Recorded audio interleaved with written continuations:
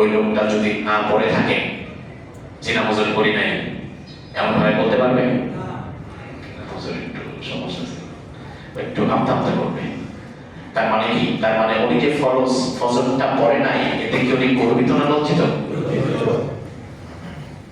রোজার দিন দুপুর বেলায় কেউ যদি রোজা ভাঙে, খাওয়া দাওয়া করে, সবার সামনে খায়, দমটা বন্ধ করে লুকায় লুকায় খাবে, তখন বলার মধ্যে পর্দা পড়ে যায়। তার কারণ ফেরেশতারা ওই লজ্জা পায় না, রোজাদের সামনে কিভাবে খায়। তার মানে নামাজ না পড়লে লজ্জা কাজ করে, রোজা না রাখলেও লজ্জা কাজ করে। আল্লাহর বান্দার বয়স হয়ে গেছে 45-50, তার হজ ফরজ হয়েছে আরো 20 বছর আগে, হজ করে নাই। চাচা হজ করেছেন?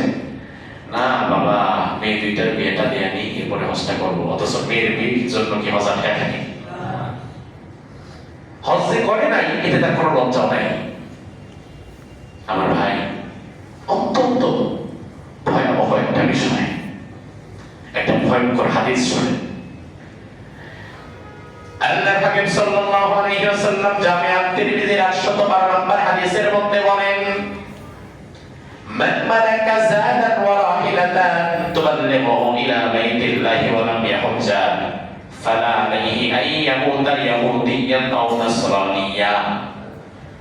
কোন ব্যক্তির উপরে বাইতুল্লাহর হজে যাওয়া আসার সামর্থ্যটা যেই দিন চলে আসবে, ওই বান্দা যদি হজ না করে, হজ ফরজ হয়ে যাওয়ার পরেও যদি সেই বান্দা হজ না করে, ওই হজ না করা অবস্থায় যদি তার মৃত্যু হয়ে যায়, সে ইহুদি হয়ে মরুক আর নাসারা হয়ে মরুক, সে হিন্দু হয়ে মরুক আর খ্রিস্টান হয়ে মরুক, এটা আল্লাহর লেখার বিষয় না। আমি নবীও তার কোনো জিম্মাদারি নেব না।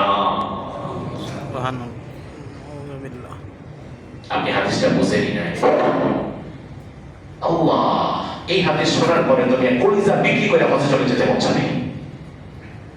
যে রাসূল কত ভয়ঙ্কর কথা বললেন, হজ ফরজ হয়ে যাওয়ার পরে সে যদি এটা আদায় না করে তৎক্ষণাৎ, আর যদি তার মৃত্যু হয়ে যায়, হ্যাঁ আদায় করবো, এই দেখি সামনে বছর চলে যাবো, সামনে বছর আগে সে মারা গেল, অথচ হজ ফরজ হয়েছে 4-5 বছর আগে, সে আদায় করতে পারলো না। রাসূল বলেন এই অবস্থায় মারা গেলে সে ইহুদি হয়ে মরুক, নাসারা হয়ে মরুক, মাজুসি হয়ে মরুক, হিন্দু হয়ে মরুক, খ্রিস্টান হয়ে মরুক, যা কিছু হয়ে মরুক, অন্তত মুসলমান যে হয় না এটা আমি জানি। এজন্য আল্লাহ তার দায়িত্ব নিচ্ছে না, আমি নবীও তার কোনো জিম্মাদারি নিব না। আচ্ছা, আল্লাহ তাআলার জিম্মাদারি বাদে, আল্লাহর রহমত ব্যতীত, রাসূলের শাফাআত ব্যতীত জান্নাতে যেতে পারবেন তো ইনশাআল্লাহ? তাহলে কেন হজ করেন না ভাই?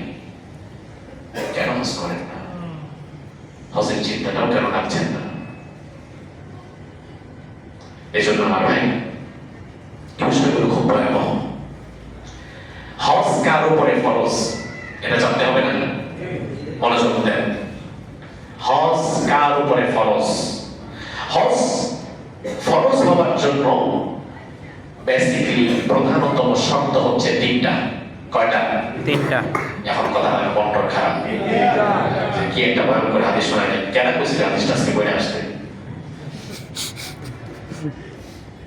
আচ্ছা, আপনাদের কষ্ট লাগলে বলেন, তাহলে কিছু কিছু হাদিস তাহলে স্কিপ করে ফেলবো। আপনাদের চেহারা দিকে তাকালে মনে হয় আসমান লেগে পড়ছে। তার কারণও আছে। তার কারণ হজ যে তার উপরে ফরজ এটা সে বুঝে, এই জন্য তো মুখটা কালা হয়ে গেছে। হজ ফরজ হওয়ার জন্য প্রধানতম শর্ত কয়টা? এক্সট্রা একটা শর্ত নারীদের ক্ষেত্রে যোগ হবে। স্বাভাবিকত পুরুষদের জন্য হজ ফরজ হওয়ার শর্ত কয়টা? 1 নাম্বার, আপনার